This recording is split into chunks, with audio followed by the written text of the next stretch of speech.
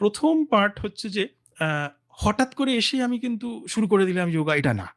প্রথমে আমরা যেটা বলি যে তুমি একটু বসো। হ্যাঁ, আমরা এটাকে যেমন মহাপ্রাণ ধ্বনি দিয়ে আমরা শুরু করতে পারি। এটা ভেরি সিম্পল, হাতটা মাথায় দিয়ে চোখ বন্ধ করে মকার এরকম ভাবে আমরা জাস্ট 5টা 7টা 10টা দিয়ে যেই করব, সঙ্গে সঙ্গে বডি মাইন্ডটা কিন্তু প্র্যাকটিসের জন্য রেডি হয়ে গেল।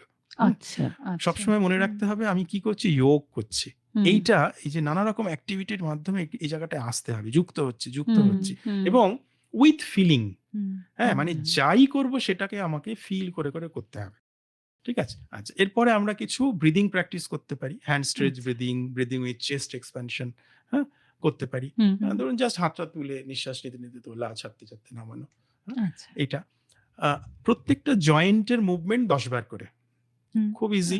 হ্যাঁ, ছোট ছোট জয়েন্ট যে আছে আমাদের, ধরুন finger joint, wrist joint, elbow, এগুলো আমরা ধরুন 10 বার করে করে ক্লকওয়াইজ অ্যান্টি ক্লকওয়াইজ আমরা হ্যাঁ, ঘোরাতে এইটা পারি। কিন্তু মাথায় রাখতে হবে যে আমি যদি ঘোরাই তাহলে এটা ক্লকওয়াইজ এবং অ্যান্টি ক্লকওয়াইজ।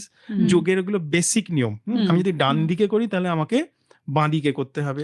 আমি যদি সামনে ঝুঁকি বা পেছনে বেঁকে, হ্যাঁ, আমাকে এই ব্যালেন্সটা, এই সিঙ্ক্রোনাইজেশনটা জরুরি, তবে ব্যালেন্সিং প্র্যাকটিসটা হয়। আচ্ছা, এরকম ভাবে ব্রিদিং করার পরে আমরা একটু এই ওয়ার্ম আপ গুলো করে নিলাম, তারপরে আমাদের বডিটা রেডি হলো।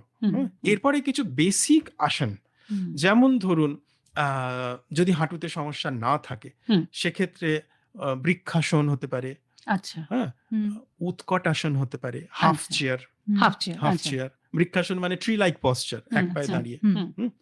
শুয়ে ধরুন ভুজঙ্গাসন হতে পারে। একপদ শলভাসন মানে উপর হয়ে শুয়ে ডান পাটা আমি তুলবো, নামিয়ে দেবো, বাঁ পাটা তুলবো, নামিয়ে দেবো, হতে পারে।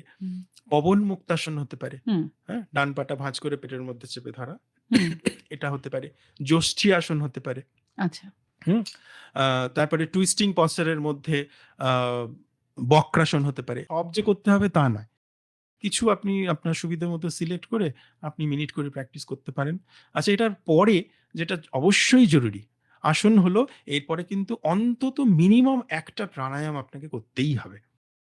সেটা নাড়ি শোধন হতে পারে, ভ্রামরি হতে পারে, আর তার আগে একটু কপালভাতি করে নেওয়াটা খুব জরুরি।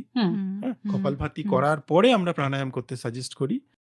দেখুন ক্রমশ কিন্তু ওই শিথিলতার দিকে যাচ্ছে প্র্যাকটিসটা, রিল্যাক্সেশন, এবং একদম শেষকালে শবাসন।